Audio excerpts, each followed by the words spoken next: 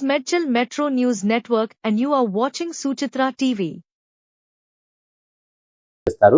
తర్వాత మెయిన్ దేనికైనా కూడా ట్రాఫిక్ డిమాండ్ చాలా ముఖ్యం. మనం ఏదో చెప్పాం 60,000 మంది 70,000 మంది నిత్యం ప్రయాణిస్తున్నారు, మాకు చాలా ఇబ్బంది అవుతుంది అని మన దాని మీద బేస్ చేసుకొని ఇది వీళ్ళు చాలా ఇబ్బందులు ఉన్నాయని చెప్పేసి మనకు ఈ ప్రతిపాదనలు ఏవైతే ఉన్నాయో వాటిని మంజూరు చేసి వెంటనే డిపిఆర్కు ముఖ్యమంత్రి గారు ఆదేశించారు. దాంట్లో మెయిన్ ఏంటంటే ఇది అని మెట్రోకనే కాదు, దేనికైనా కూడా ట్రాఫిక్ సర్వే చాలా కీలకమైంది.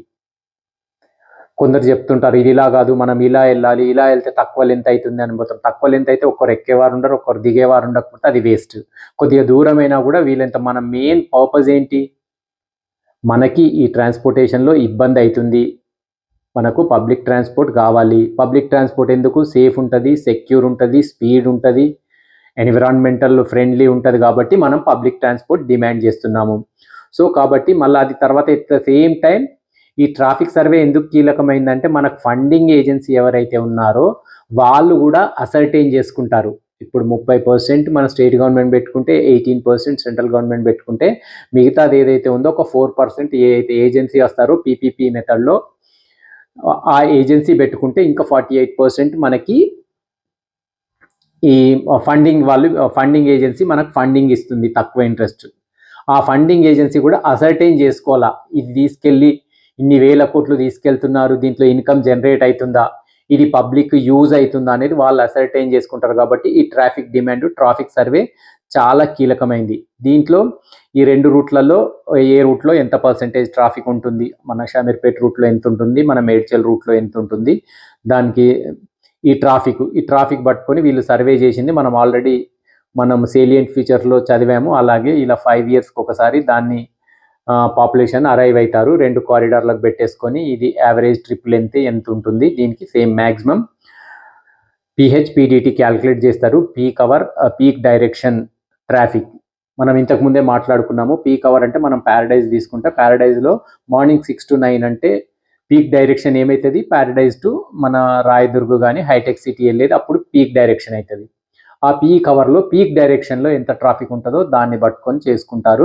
తర్వాత నెక్స్ట్ అదే ప్యారడైజ్ స్టేషన్లో evening 6 to 9 peak direction towards Nagole అవుతుంది. ఎందుకంటే ఆఫీస్లోకి వెళ్ళి జనాలందరూ ఇళ్లలోకి వెళ్తుంటారు కాబట్టి అది పీక్ అవర్ పీక్ డైరెక్షన్లో అలా ట్రాఫిక్ అంతా క్యాల్కులేట్ చేసేసుకొని అలా చేస్తారు. దాని తర్వాత ఏ సిస్టమ్ ఫాలో కావాలో కొన్ని గ్రోత్ సిటీస్, ఇదేంటంటే ఈ పాపులేషన్ గ్రోత్ ఇన్ సిటీస్ అయితే చాలా ఈ హైదరాబాద్ లాంటి నగరానికి తర్వాత మన భారతదేశంలో జనాభా చాలా జనసాంద్రత ఎక్కువ దేశం కాబట్టి ఈ అర్బనైజేషన్ చాలా స్పీడ్గా ఎవరి అంచనాలకు అందని విధంగా పెరిగిపోతుంది. మన కోంపెల్లే తీసుకుంటే నేను 2007లో ఇక్కడ సుచిత్ర దగ్గర జీడిమెట్ల గాంధీ స్టాచ్యూ దగ్గర ఉంటాను. అక్కడ నేను 2007లో వచ్చాను. అప్పుడు అసలు 7-8 o'clock అయితే మొత్తం చీకటిగా ఉంటుండే, భయం వేస్తుండే. అలాంటిది ఇంత చిన్న పీరియడ్లో ఇప్పుడు ఇది ఒక మహా నగరంగా రూపుదిద్దుకుంది. ఎన్ని మాల్స్ వచ్చాయో, ఎన్ని థియేటర్స్ వచ్చాయో, ఎన్ని షాపింగ్ కాంప్లెక్స్ వచ్చాయో, అలా అనూహ్యంగా happening part of the city కాబట్టి చాలా స్పీడ్గా పెరిగిపోతుంది. దానికి కూడా వీటన్నిటిని కూడా కన్సిడర్ చేసుకొని ఫ్యూచర్ ట్రాఫిక్ని అసర్టైన్ చేసుకొని ఇవి డిజైన్ చేయాల్సింది ఉంటుంది. Benefits of mass transport system మనకు తెలుసుకున్నాం కాబట్టి మనకు ఆ మెట్రోలో ఏ ఫెసిలిటీస్ ఏముంటాయో మనం రెగ్యులర్గా ప్రయాణం చేసే వాళ్ళందరం తెలుసుకున్నాం కాబట్టి మన సంవత్సరం నుంచి ఎక్కడ కూడా ఇంత కూడా అలసట లేకుండా మనం ఉద్యమం చేసి మనం ప్రభుత్వాన్ని ఒప్పించి మెప్పించి తీసుకున్నాం కాబట్టి ఏమేం బెనిఫిట్స్ ఉంటాయి, మనకి పొల్యూషన్ ఉండదు, టైంకి కరెక్ట్గా వెళ్ళొచ్చు, ట్రాఫిక్ కంజెషన్ ఉండదు, నీట్గా ఏసీ ఉంటుంది, టైర్డ్ గారు ఆఫీస్కు చేరేసరికి. సో ఇవన్నీ అడ్వాంటేజెస్ ఉంటాయి కాబట్టి అవి ఏమేమి అడ్వాంటేజెస్ ఉంటాయో రాసుకుంటున్నారు. Feasibility of metro system from the traffic, ఇది ఎక్కడెక్కడ ఫీజిబిలిటీ ఉంటుందా లేదా, మనం అన్ని చేసిన తర్వాత ఇక్కడ ట్రాఫికే లేరు, ఒక్కడు ఎక్కేటోళ్ళు లేడు దిగేటోళ్ళు లేడంటే తీసి పక్కన పెట్టేస్తారు. ఆ ఫీజిబిలిటీ ఉందా లేదా ట్రాఫిక్ డిమాండ్ పట్టుకొని వాళ్ళు చేస్తూ ఉంటారు.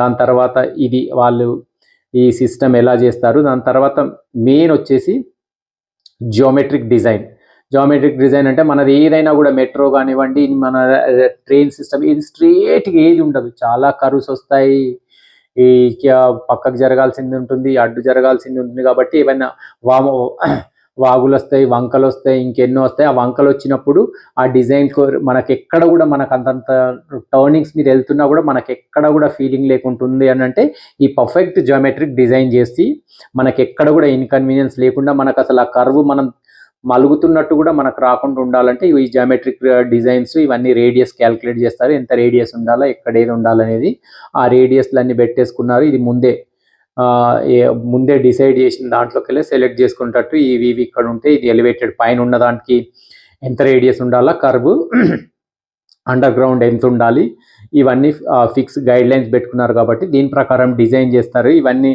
ముందు ఇంతకుముందు అన్ని వేరే వేరే ప్లేసుల్లో టెస్ట్ చేసి ఉన్నారు కాబట్టి మనకు ఈ ఇబ్బంది ఏముండదు. అలాగే గ్రేడియంట్ ఏంటంటే ఈ స్టేషన్ ఉంది, పక్క ఈ స్టేషన్ ఇక్కడ ఉంది, మళ్ళీ ఇంకో పక్క స్టేషన్ పోయి ఎక్కడో కొండ మీద ఉంటే అది మనకు ఫీజిబిలిటీ కాదు.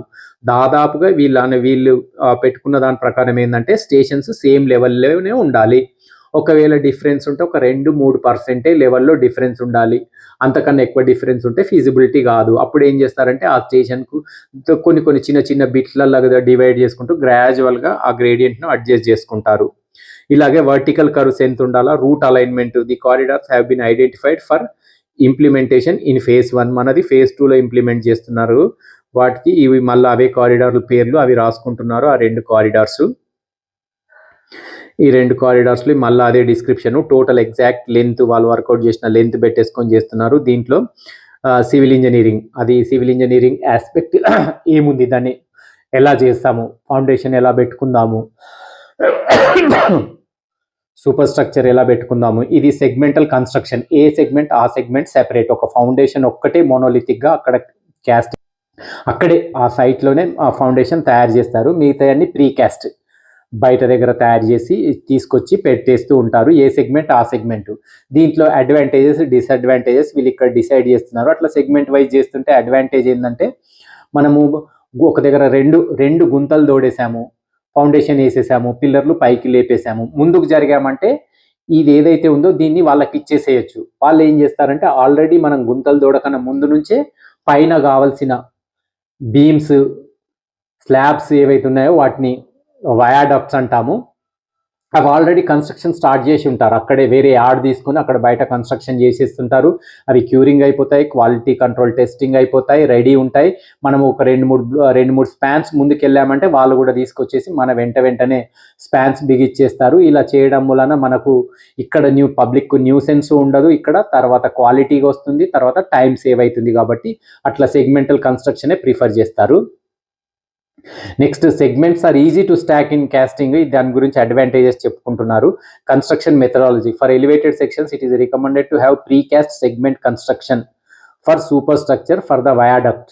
అదే మనం ఇందాక అనుకున్నట్టుగానే పైన భూమి పైన ఉన్న వాటి అన్నిటికీ మనం ఎట్లా అండర్ గ్రౌండ్ అక్కడ ఒక దగ్గర బేగంపేట ఎయిర్పోర్ట్ దగ్గర ఏదో అనుకున్నాము, అది కాకుండా భూమి పైన ఉన్న వాటికి అన్నిటికీ కూడా డైరెక్ట్ అక్కడే బయటనే క్యాచ్ చేసుకొచ్చి ఒక ఫౌండేషన్ ఒక్కటే ఇక్కడ ఫౌండేషన్, ఆ పియర్ ఒక్కటి మనం ఇక్కడ ఎగ్జిక్యూట్ చేసి మిగతాదంతా తీసుకొచ్చి పెట్టేసేయడమే. కాబట్టి అలాగే ఆ మెథడాలజీ వీళ్ళు సెలెక్ట్ చేసుకుంటున్నారు.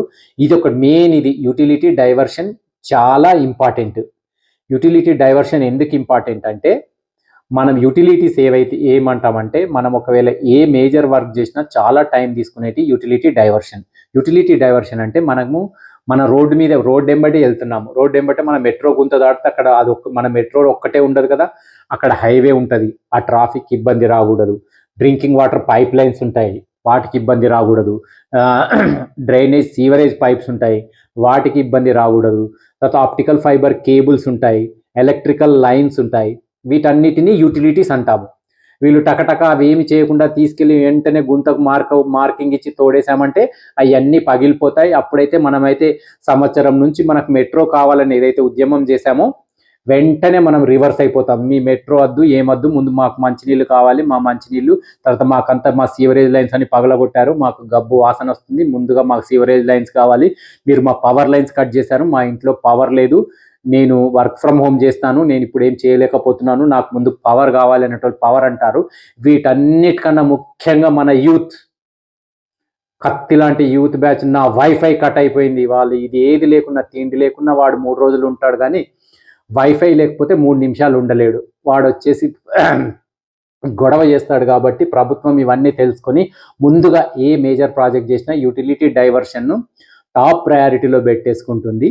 ఆ యూటిలిటీ డైవర్షన్కు ముందే అన్ని వర్కౌట్ చేసేసి ఏ లైన్స్ వెళ్తున్నాయి, ఏం వెళ్తున్నాయి మొత్తం చూసుకొని ఆ యూటిలిటీ డైవర్షన్కు ఎవరైతే ఏజెన్సీ వాళ్ళు ఉన్నారో వాళ్ళే డైవర్ట్ చేసుకునేటట్టు, ఏదైనా డబ్బు అయితే వాళ్ళకే ఇచ్చి ఎవరి పని వాళ్ళనే చేసుకోమంటారు. ఎందుకంటే వీళ్ళు చేసేదంటే వీళ్ళు స్పెషలైజ్ ఉండరు, మళ్ళీ ఏదైనా ఇబ్బంది అయితే మళ్ళీ వీళ్ళని అడుగుతారు. కాబట్టి చాలా మట్టుకు ఎవరైతే Hyderabad metro water works and sewerage board వాళ్ళ water pipe line, sewerage pipe line ఉంటే వాళ్ళకే ఎస్టిమేట్ చేయమంటారు. వాళ్ళు ఎంత డబ్బు అడుగుతారో దీంట్లోకి వెళ్ళి వాళ్ళు ఇచ్చేస్తారు. అలాగే ఆప్టికల్ ఫైబర్ కేబుల్స్ వాళ్ళు ఎవరున్నా కూడా వాళ్ళకు ఈ ట్రాన్స్కో వాళ్ళు వాళ్ళ ఎలక్ట్రికల్ లైన్స్ ఉంటే వాళ్ళని ఎస్టిమేట్ చేయమంటారు, వాళ్ళకి డబ్బులు ఇచ్చేస్తారు. ఈ యూటిలిటీస్ అన్నీ అలా డైవర్షన్.